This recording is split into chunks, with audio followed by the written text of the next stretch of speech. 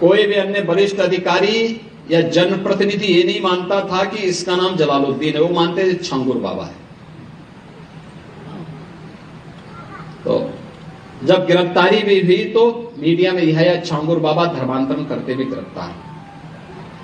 हमने कहा भी छांगुर नहीं है, इस कालनेमी का वास्तविक नाम रखो, इसका नाम जलालुद्दीन है। ये धर्मांतरण करवाता था और राष्ट्र विरोधी गतिविधियों में लिप्त था, तमाम प्रकार की राजक गतिविधियों में लिप्त था। इसने रेट तय कर रखे थे कि अपर कास्ट की बालिका के लिए कितना पैसा देगा, पिछड़ी जाति की बालिका के लिए कितना देगा, अनुसूचित जाति की बालिका के लिए कितना पैसा देगा, और पैसा कहां से आ रहा है। पैसे का स्रोत आपको भी नहीं मालूम होगा, वो कोई दूसरे देश से नहीं आ रहा है, आप ही के पास से। आप जब कोई सामान खरीदते हैं तो सामान खरीदते समय एक चीज जरूर देखिए, क्या उसमें हलाल सर्टिफिकेशन तो नहीं लिखा हुआ है। यानी हर वस्तु में हलाल सर्टिफिकेशन। हमने यूपी में बैन किया है, मुझे लगता है कि आज यूपी के उत्तर प्रदेश के अंदर कोई उसको खरीदने का या कोई बेचने का दुस्साहस नहीं करेगा। लेकिन आप आश्चर्य करेंगे, साबुन का भी हलाल, कपड़े का भी हलाल, दियसलाई का भी हलाल।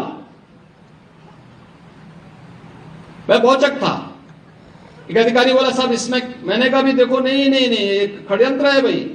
मैंने कहा माचिस तो झटका वाला है, आप एक झटके में लगाएंगे तो तभी आग जलेगा, आप हलाल करते रहेंगे तो कभी जलेगी नहीं वो माचिस। तो मैंने कहा इससे बड़ा झूठ क्या हो सकता है।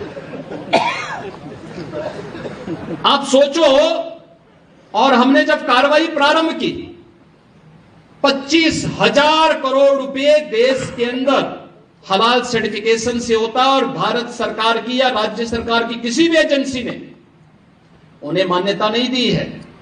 इस सारा का सारा पैसा आतंकवाद के लिए, लव जिहाद के लिए और धर्मांतरण में दुरुपयोग होता है। और इसीलिए उत्तर प्रदेश ने इसके खिलाफ बड़ी कार्रवाई प्रारंभ की है कि हलाल सर्टिफिकेशन के नाम पर भारत के उपभोक्ताओं का शोषण करने वालों के खिलाफ सख्त कार्रवाई होनी ही चाहिए। और इस कार्यक्रम को हमें भी सतर्कतापूर्वक देखना चाहिए। कोई सामान खरीदते हैं तो जरूर देखिए कि जीएसटी हमें देना है, लेकिन यह भी देखिए कि हलाल सर्टिफिकेशन के नाम पर एक फूटी कौड़ी भी नहीं देनी चाहिए,